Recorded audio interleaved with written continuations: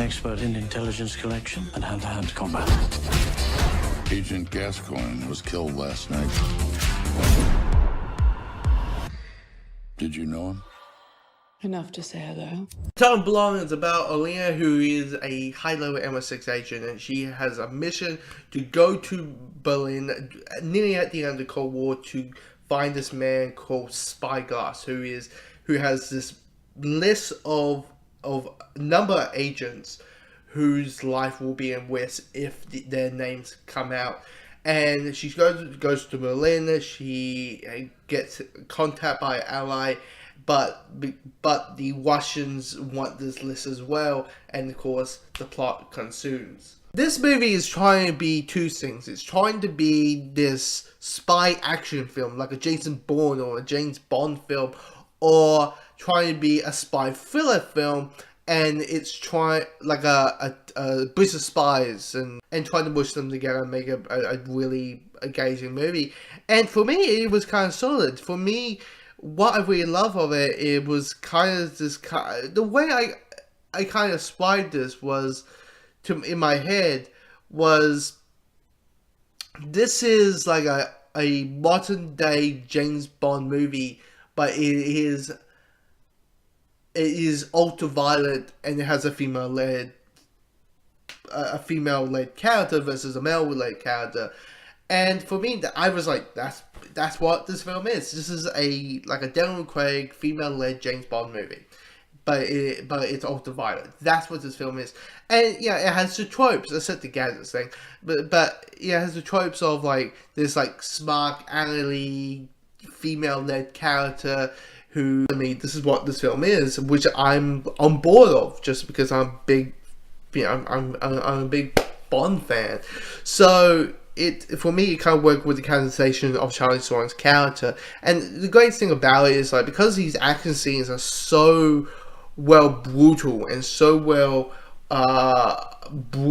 just like there's a good well, I tell you, it felt like 10 minutes. But it was like that 10 minutes of like, these people are just exhausted, they're bleeding out. There's like a character who's like, it's those characters, there's like a character that Charlize Theron's character beats up, and she there's one guy who's just covered in blood, and I'm like, how are you still alive? Like, how are you keep coming back?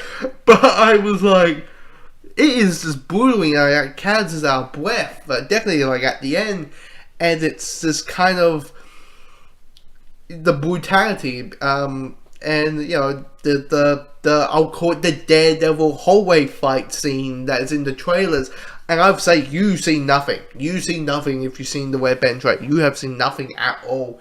There's a lot of like brutality in that, and and using 80s music to playing while the action is happening, and I love the soundtrack. I think this is like a really good pop 80s soundtrack that, except something like Guardians of the Galaxy hasn't really been well done, because like Baby Driver I didn't enjoy. Suicide Squad maybe had some good 80s music, but most of them was modern. And like, I like Gangster, that song, but that's kind of it. But yeah, for me, the music really well done with the movie, just probably because it's the movie's set in the 80s and nearly at the end of the Cold War. The characterizations with the other characters, I mean, you got James McAvoy's character, who's basically just the ally that Charlize Theron's character is needed, and he's just there for his purpose. He's just there's this guy, I think he's he's a tracked, and this guy, I can't trust this guy, like he's just the information guy. But then you got Sylvia Boutella, the actress from Kingsman and the Mummy. Her character is basically, she's not a character. She's just we like to give her her character a name. We call her Daphne, but her entire character is just someone that Charlize Theron's character can sleep with, and that's another thing of like, yep, this is technically a female version of James Bond. Her entire character. There's a scene about like hey, your eyes are blue and you're happy when you're around me and stuff like that.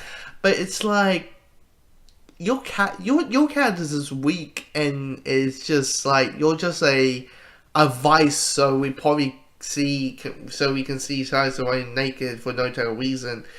And for me, if you're going to have nudity or sex or violence or a drug use or whatever the things are, you must have a sole purpose out for the film to happen. You need a reason.